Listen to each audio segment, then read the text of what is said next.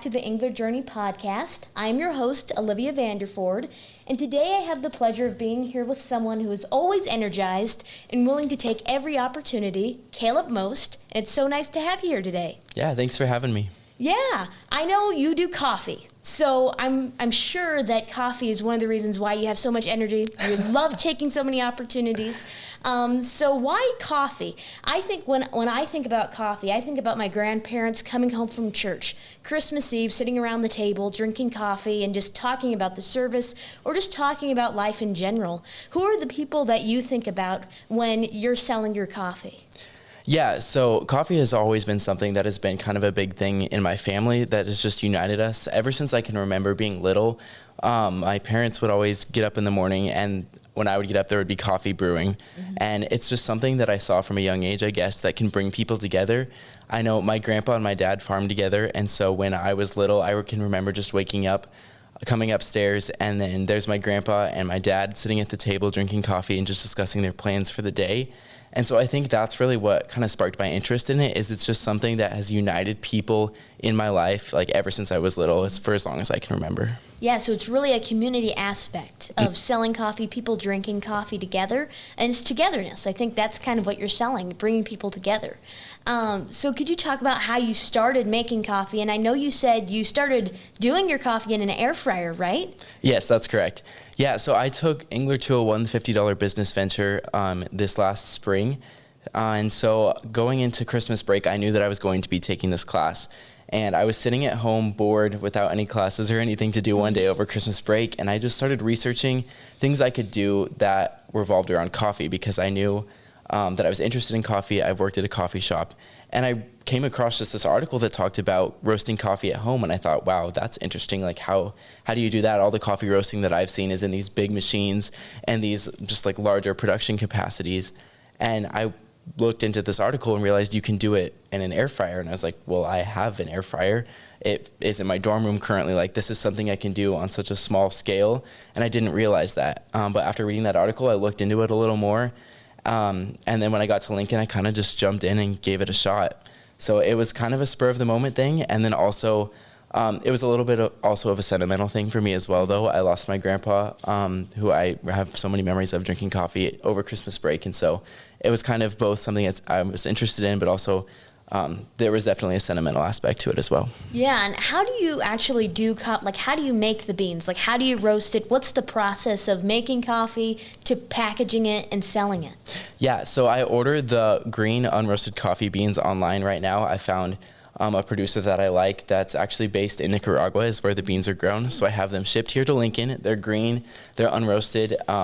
They're a little bit smaller too than the beans you see in the store, because as they're roasted, it expands.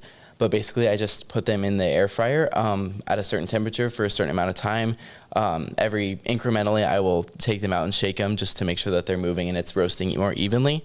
But yeah, it's really just a process of keeping them in the air fryer, keeping them moving. And then after that, I let the beans cool for a couple days, which also allows them to release some gases, and it kind of helps enhance the flavor.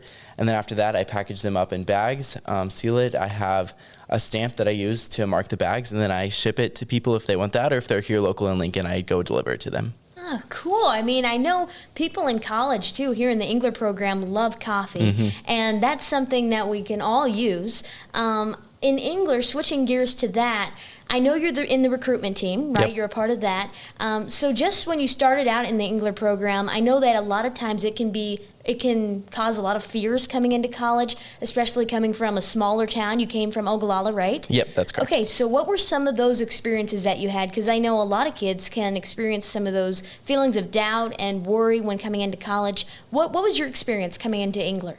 Yeah, it can be a little bit intimidating, because walking into Engler, everyone who's like a second, third, or fourth year member in the program already knows each other and has somewhat of a bond. So it was a little bit intimidating. I remember walking up the stairs for the first time. I think it was probably for the 101 class.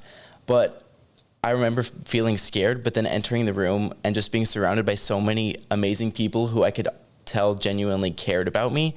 I mean, people were asking me questions, people I didn't know, starting conversations, genuinely trying to get to know me from day one. And so that was my experience, was just there was some fear and intimidation going into the experience. But from day one, I could tell that people in this program cared about me and that it was somewhere that I wanted to be. Yeah, and like the community is always something that I hear when I interview people, that's the kind of the big thing about the Engler program. Can you talk about that, the community aspect and some of the events that happen through the program? Yeah, absolutely. I think the community aspect of this program is one thing that really sets it apart from other entrepreneurship programs that I've seen, just because we are such a close, tight-knit community and we're so supportive of each other through all the ventures that people are doing.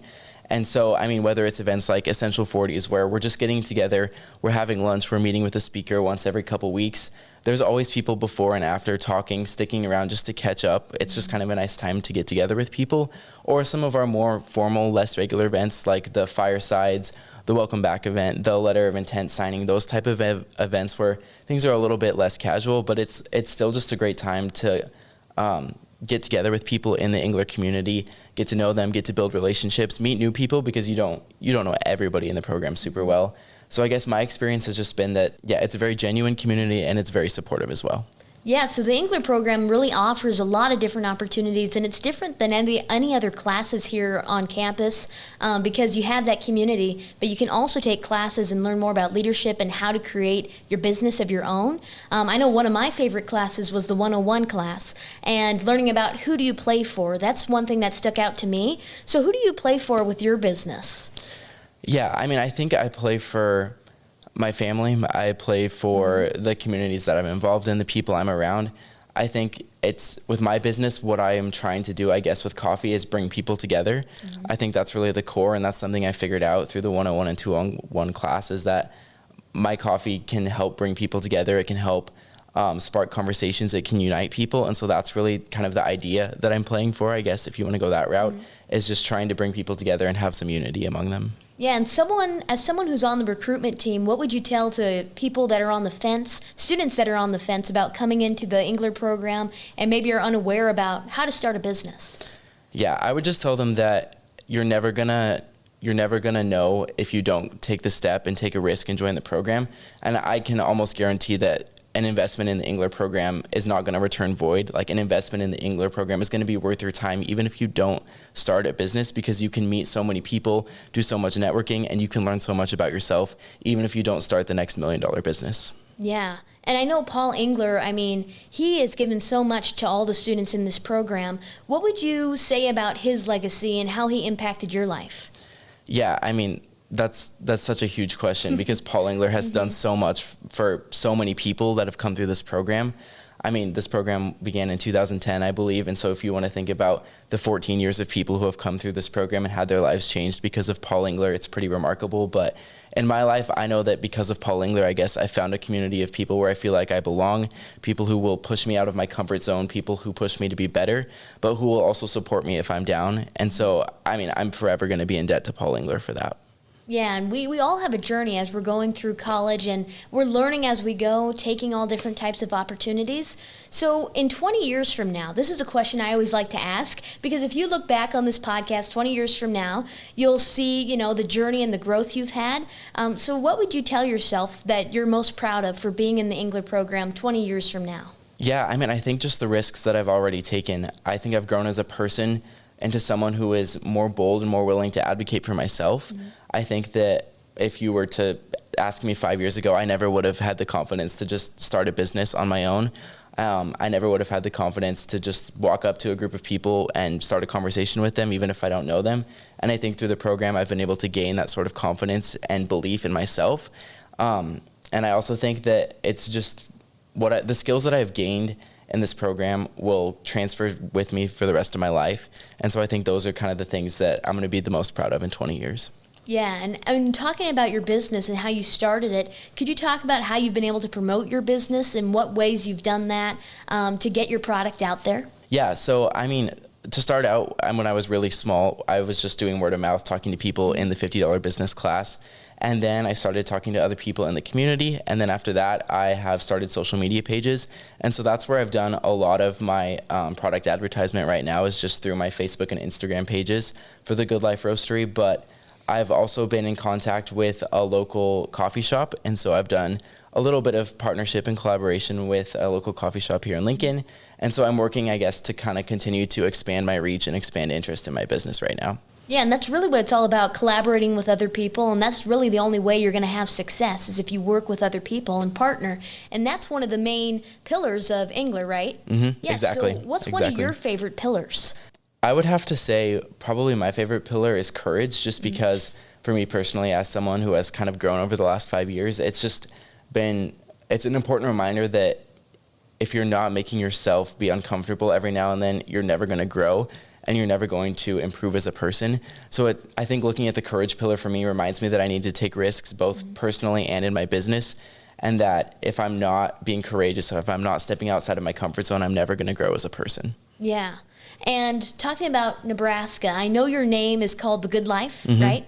So what does Nebraska mean to you? I mean, Nebraska's always been my home. Has it always been your home? Yep. I've lived in Nebraska for my entire life. And so, I mean, the good life is obviously something that people associate with Nebraska, but I grew up on a farm and ranch 15 miles outside of Ogallala. And so I think the good life to me just kind of represents a life of simplicity and also a life of community. And so, I mean, those were kind of some of the things that I wanted to bring into my business. So if you look at my packaging, if you look at my logo, things like that, it's nothing fancy, it's nothing crazy, but I think it's a high quality product. And I think the good life is valuing the little things. And so like a cup of black coffee in the morning is probably not going to change your day, but it might be a little thing that helps contribute to it getting better. And so I think the simplicity and focusing on those little things is part of the good life.